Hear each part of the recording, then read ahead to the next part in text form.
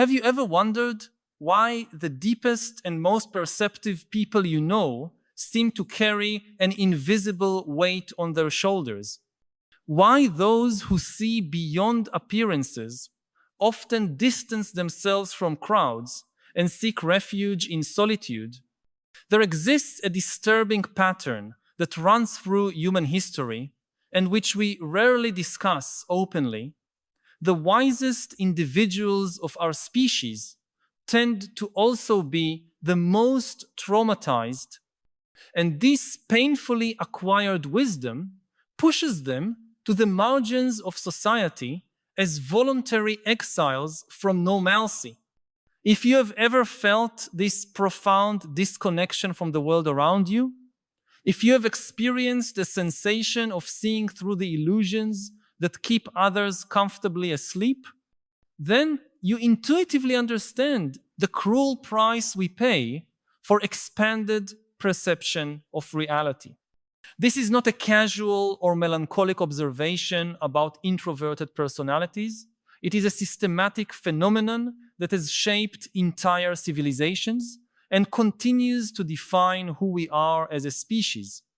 From Greek philosophers who drank hemlock for questioning established truths, to medieval mystics who retreated to monasteries after transformative experiences, from modern artists who created masterpieces amid mental crises, to contemporary scientists who discovered inconvenient truths about our nature, history is replete with brilliant minds that paid a devastating emotional price for their ability to see beyond the veil of social conventions. Trauma, contrary to what our wellness culture would like to believe, is not simply an obstacle to be overcome or a wound to be healed. It is often the most powerful catalyst for the development of profound wisdom. When we experience events that destroy our basic assumptions about how the world works, when our comfortable mental structures are shattered by realities we can no longer ignore, our mind is forced to reconstruct a more complex and nuanced understanding of existence. This process of cognitive and emotional reconstruction generates insights that are simply not available to those who live lives protected by normalcy. Consider for a moment the typical journey of someone who develops deep wisdom. It often begins with some form of rupture. The premature death of a loved one that destroys the illusion that life is fair and predictable, a devastating betrayal that reveals the hidden layers of human nature, a financial or professional collapse that unmasks the fragility of our security systems, or perhaps an illness that forces a direct confrontation with mortality. These events are not merely unfortunate, they are portals to a deeper understanding of the human condition. For centuries, human societies developed sophisticated mechanisms to protect most of their members from these disturbing perceptions.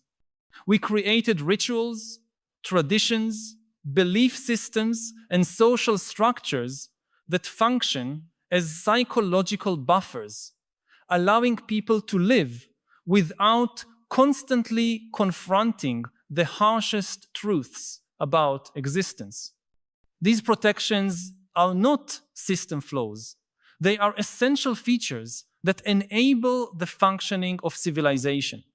Most people need to believe in optimistic narratives about progress, justice, meaning, and purpose to maintain the motivation necessary to work, form families, and contribute to social continuity. But those who have passed through the fire of profound trauma can no longer comfortably inhabit these protected narratives. They have seen behind the curtain and cannot simply pretend it doesn't exist.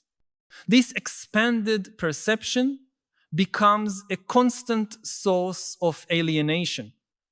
In casual conversations about career plans, they hear the subtexts about mortality and transience. In political discussions, they recognize the ancestral patterns of domination and submission that repeat themselves in different garb. In social celebrations, they feel the weight of conventions that keep people together but also limit them. Modern technology has dramatically intensified this phenomenon in ways we are only beginning to understand. In recent decades, our exposure to information about suffering, injustice, and global complexity has increased exponentially.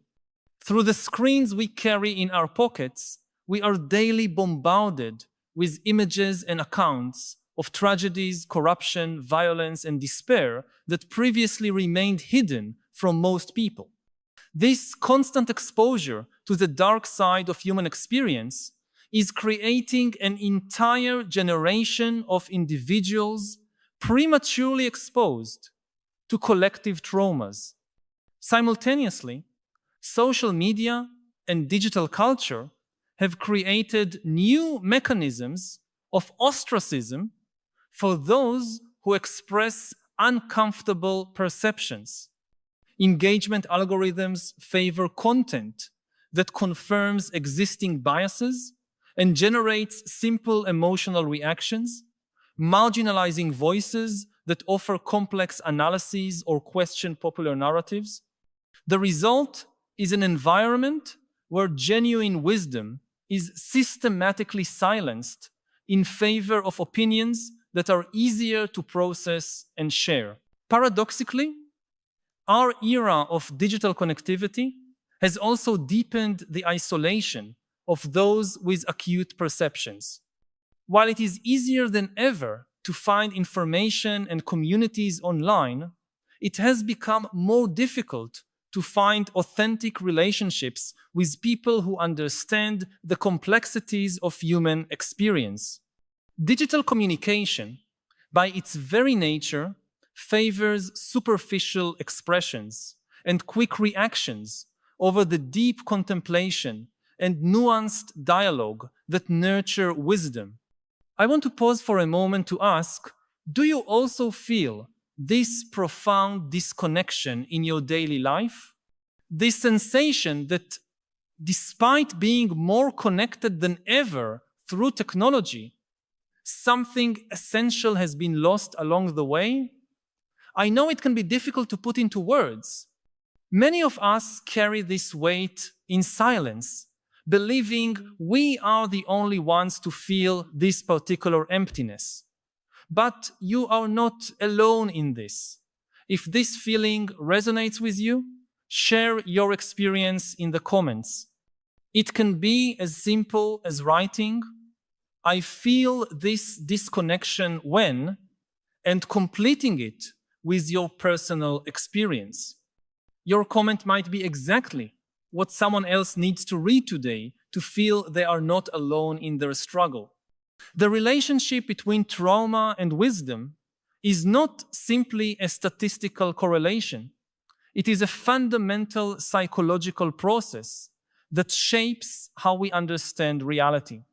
When our expectations about the world are violently confronted with experiences we cannot integrate into our existing mental schemas, our brain is forced to develop new, more sophisticated cognitive maps. This process, known by psychologists as post-traumatic growth, results in several enhanced capacities: a more nuanced understanding of human nature, greater tolerance for ambiguity and paradox, increased sensitivity to emotional and social subtexts, and an expanded perspective on what truly matters in life. However, these same capacities that we consider wisdom also create significant barriers to normal social integration. Someone who has developed a deep understanding of the performative nature of much human behavior may find it difficult to authentically participate in social interactions that depend on maintaining certain collective fictions. A person who has experienced the fundamental fragility of our meaning systems may feel alienated in conversations that assume the stability of these systems as given. This alienation is often misunderstood by both the wise themselves and the society that surrounds them. It is common to interpret the withdrawal of the wise as intellectual arrogance, moral superiority, or simply social maladjustment. But a more careful analysis reveals that this withdrawal is often a necessary defensive response. Minds that have been expanded by trauma develop an increased sensitivity to dissonances and falsehoods that can make conventional social environments genuinely painful to inhabit. Consider the experience of trying to explain complex perceptions about human nature to someone who has never seriously questioned their basic assumptions about how the world works. It is like trying to describe colors to someone born blind or explain music to someone completely deaf. Common language simply lacks adequate vocabulary to transmit insights that emerge from consciousness states transformed by trauma and deep reflection. For millennia, different cultures developed specialized institutions to shelter and nurture these individuals with expanded perception.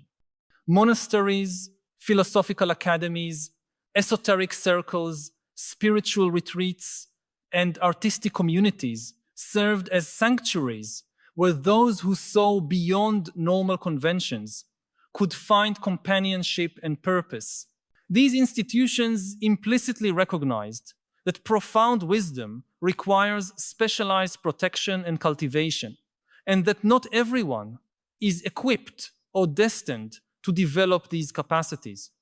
The modern era, with its emphasis on democratization and egalitarianism, often fails to recognize the need for these specialized support structures.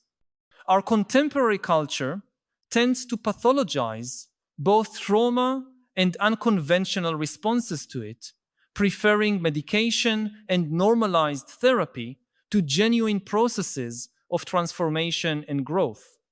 While these resources have value and can alleviate unnecessary suffering, they can also inadvertently suppress the natural processes through which trauma transforms into wisdom.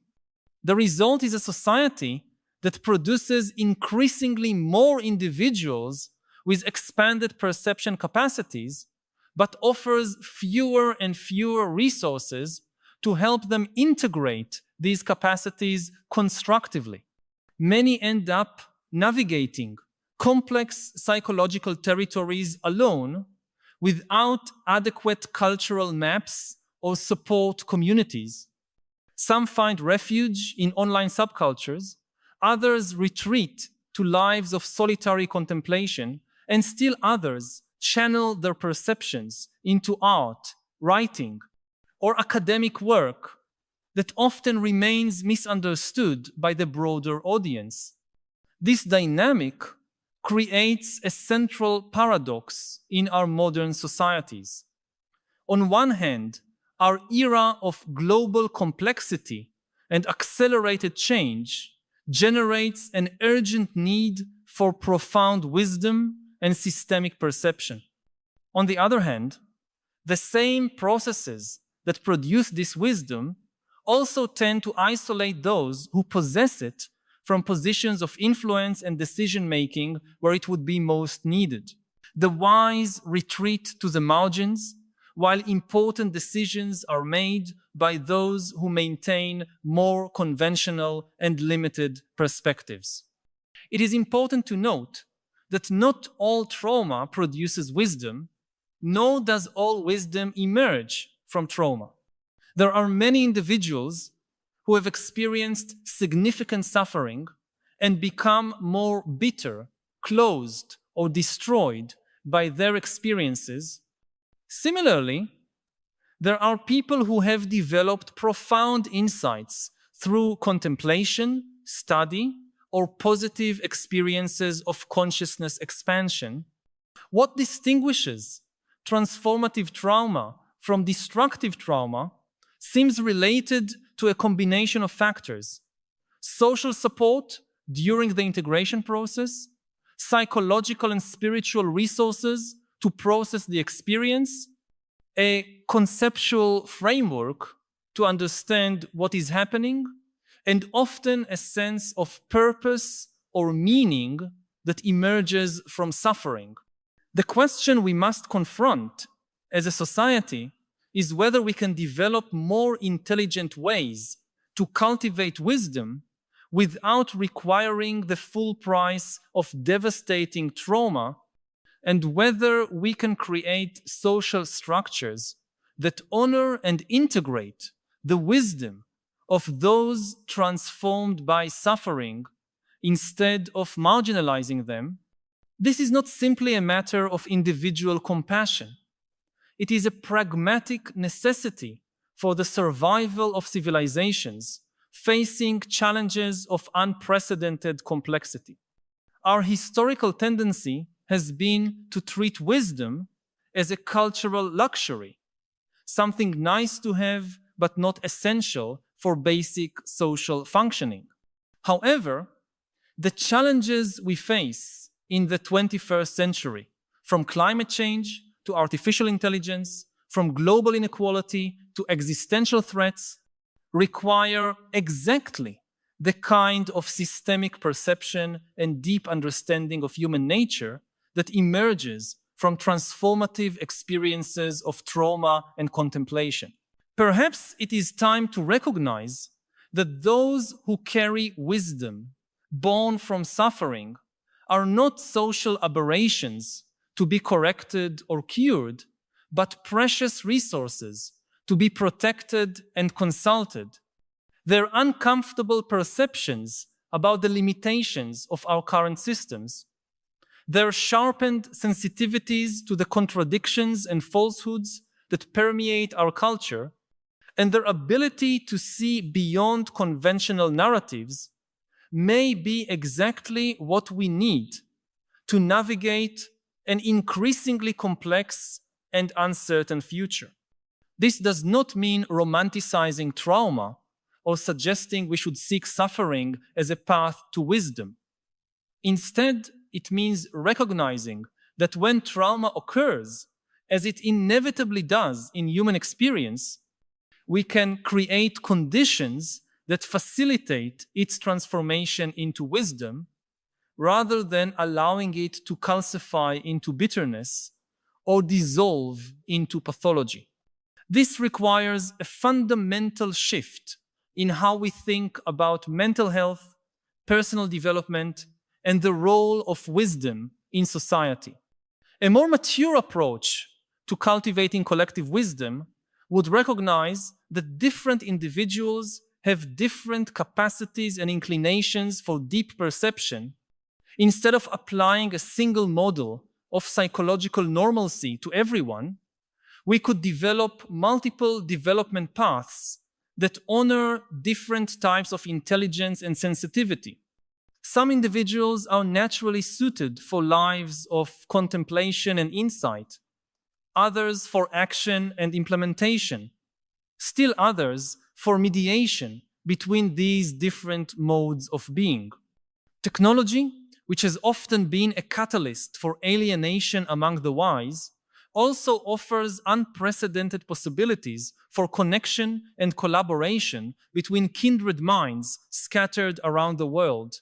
Digital platforms can enable the formation of virtual communities of practice, where individuals with expanded perceptions can share insights, offer mutual support, and collaborate on projects that require collective wisdom.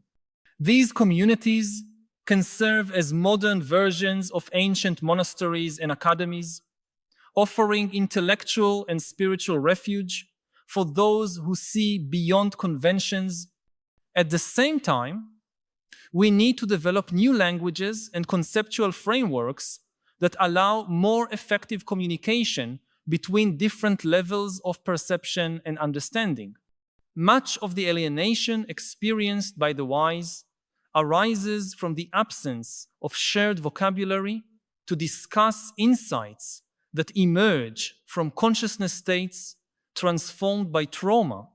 If we can create linguistic and conceptual bridges between different modes of understanding, perhaps we can reduce the isolation of the wise without diluting their unique perceptions.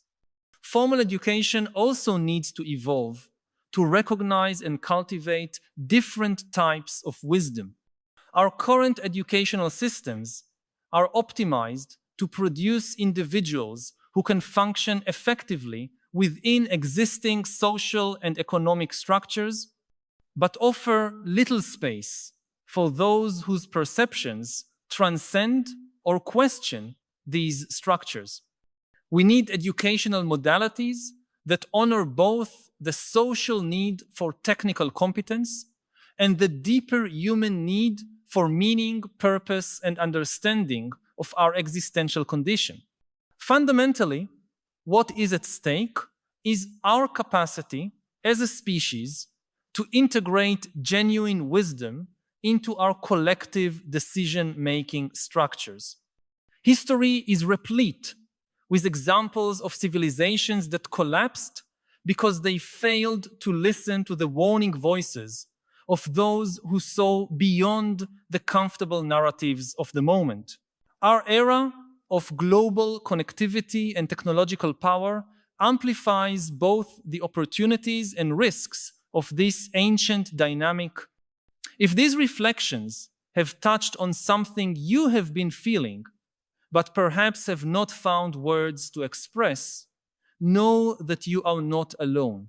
By subscribing to this channel, you will connect with a growing community of people who share your concerns and your desire for a deeper understanding of the philosophical challenges of our time.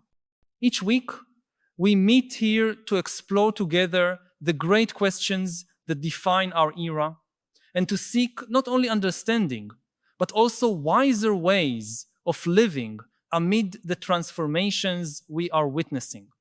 This is not just a channel, but a space for dialogue and collective growth. Join us on this continuous journey. Subscribe so we can continue this essential conversation about how to live with more wisdom and purpose in a world that often leaves us disoriented and divided. The pattern we observe, where wisdom and trauma walk hand in hand, creating wise exiles from their own societies, is not an immutable law of human nature. It is a particular configuration of our social and cultural organization that can be transformed through collective understanding and intention. The first step is recognizing that this pattern exists and understanding its implications. The second is deciding whether we want to continue wasting the wisdom of those who have been forged by the fire of transformative experience, or whether we want to create more intelligent ways of honoring and integrating their unique perceptions. Our choice will determine not only the individual fate of those who carry wisdom born from suffering, but also our collective capacity to navigate the monumental challenges that define our era.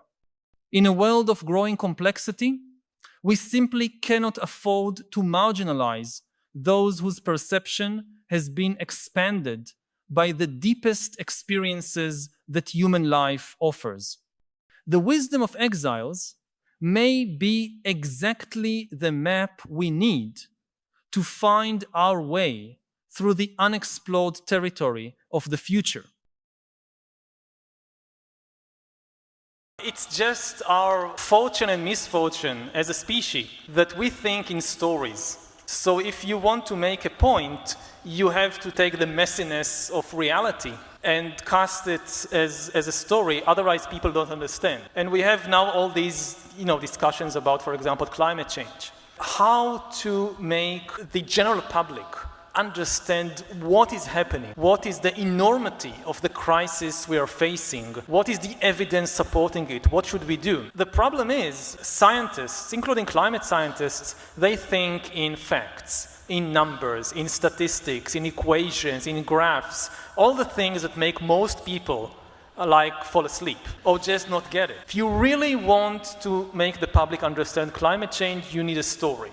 Darwin is the kind of prophet of sexual liberation.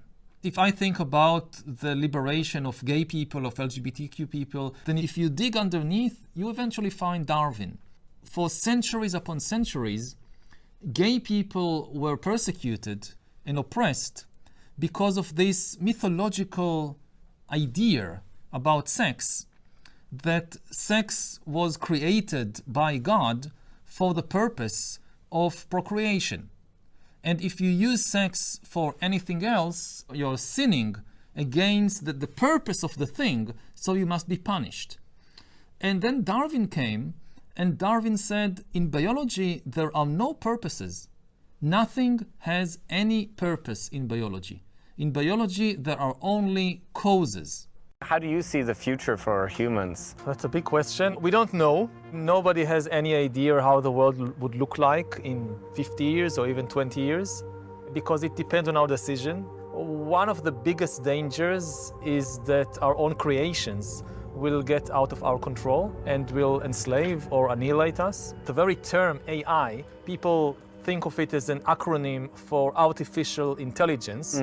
But with each passing year, AI is becoming less and less artificial. By artificial, we mean something that we design and control. Yes, we write the code, but it's the first technology in history that can create new ideas by itself. So it's not really a tool, it's more like an agent. And just imagine the situation in a couple of years when the world or society is populated by millions, perhaps billions, of these new alien intelligences, creating not just text and video and art, but creating new financial devices, new weapons, even new religions.